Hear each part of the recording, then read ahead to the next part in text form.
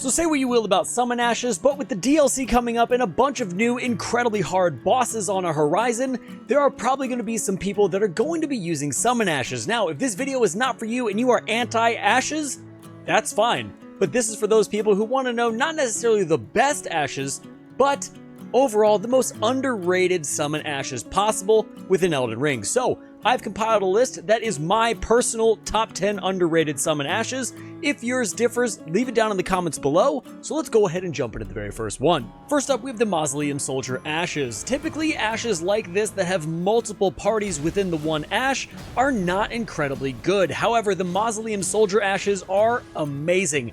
They're an absolute unit of chaos and destruction, and they also teleport around like Luthor the Headless does. I absolutely love these guys, and I don't see them being used nearly enough, and they're definitely going to be something that I would like to try out, especially in Shadow of the Erdtree. They're really great if you take them in an open space where you're allowed summons. They will trash the entire battlefield, and the actual core unit is built up of a few different soldiers, giving them a lot of variety. Between a decently low FP cost of 75, as well as a variety of shields, great swords, and straight swords within the group, you are definitely going to find that these guys will steamroll everything. Now, because this is an underrated Ashes list, they aren't going to be able to 1v1 bosses, but they are a great summon to have if you want to play with them against bosses. And speaking of playing with your summons instead of relying fully on them, Perfumer Tricia is next up on this list. She's an absolutely phenomenal support summon, and she uses her aromatics to give you buffs, as well as spread fire around the entire battlefield. With a decent FP cost of 78, you're definitely getting your bang for your buck,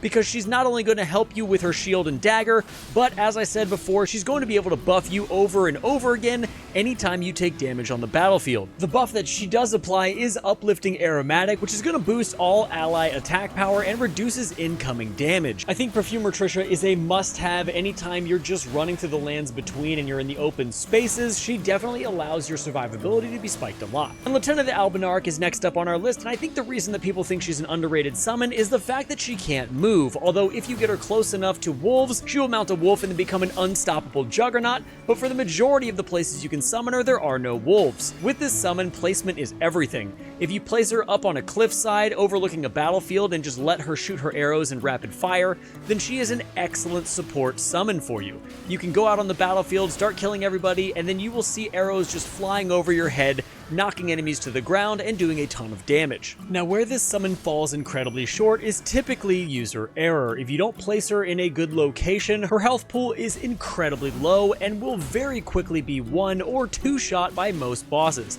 especially if you're a New Game Plus. Now, it is also very important with this particular summon that you keep aggro the entire time. This is definitely not a tank summon for you, so just keep that in mind. Next up, we have everyone's favorite marine summon, the Spirit Jellyfish Ashes. Now, this Ash is almost no FP cost and will continually shoot poison at your enemy from range as long as it's available on the battlefield. It does have some melee capabilities and they aren't incredibly strong, but the main thing that's really good about this, especially in the beginning of the game, is the fact that it is extremely tanky, especially in the first fight with Margot the Fell Omen. If you're finding him to be a really big challenge, you can actually use the Spirit Jellyfish summon and tank that boss. However, in my particular case, I like to use this summon to poison my enemies from afar so I can get in and forget about him while he's still doing damage. He's really fun against bosses, and overall in the open world he is also great, and you can minimally tank with him if you need to. I think the advantages of this summon are the fact that you can get him so early in the game, as well as the skill cap for using him being pretty low. Next up, we're looking at a summon that I was on the fence about for a very long time, but for a low FP cost of 35 and the ability to proc Scarlet Rot on any enemy, he is absolutely incredible. I think the only thing that makes him a little bit rough is the fact that his health pool isn't a ton, but you are going to get the typical dog moveset with him, which can be incredibly annoying to enemies and bosses. With his agile fight style, as well as his proccing rock after about 2 to 4 hits, you are definitely going to want to use this in your repertoire of summons. Now, I did do some testing, and maybe I was just a little bit too far away from when he was attacking, but I had the Kindred of Rot's Exaltation Talisman on,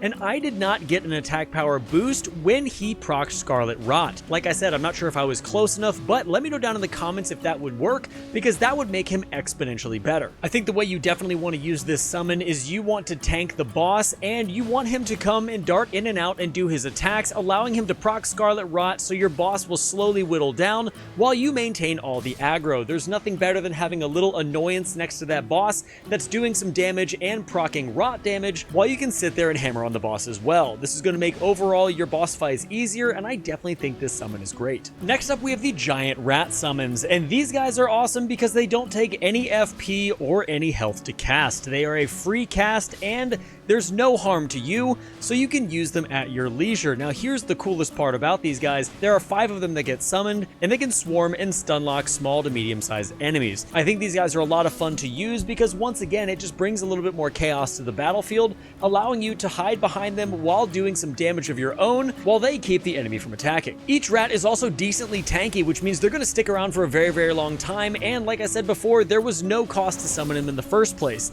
I really like using these guys, and I think that they should be used more, especially with their stunlock capabilities. But the one weakness that many of these ashes have that are multi-ash summons is the fact that if they go up against something that has an area of effect damage, they are going to get absolutely wrecked. Even with the Great Shield summoning ashes, which are possibly one of the best summon ashes in the entire game, if you take them up against a dragon that's going to have a flame breath, they're going to get completely annihilated, and the same thing goes for these guys as well. Next up, we have Redmane Knight Ohga, and I hope I'm saying that name right, but this summon is underrated because I think a lot of people see the combination of bow and sword and just wish that it was one or the other. This summon can be incredibly good at range, just like Latena, and it also has a few different options when it comes to buffs that it can give itself. It has a roar attack, giving it more extra attack power. It also has a bow attack that's going to be a charge attack, almost like Radon does, to take out multiple enemies at once. And you will also see Redmane Knight Ohga using the Lion's Claw Ash of War to absolutely obliterate the enemy. Now, this summon is kind of a jack of all trades when it comes down to it, and is not as good as some of the other Knight summons in the game. However, I definitely think it's worth leveling up, because if you just want somebody to support you and do a little bit of damage,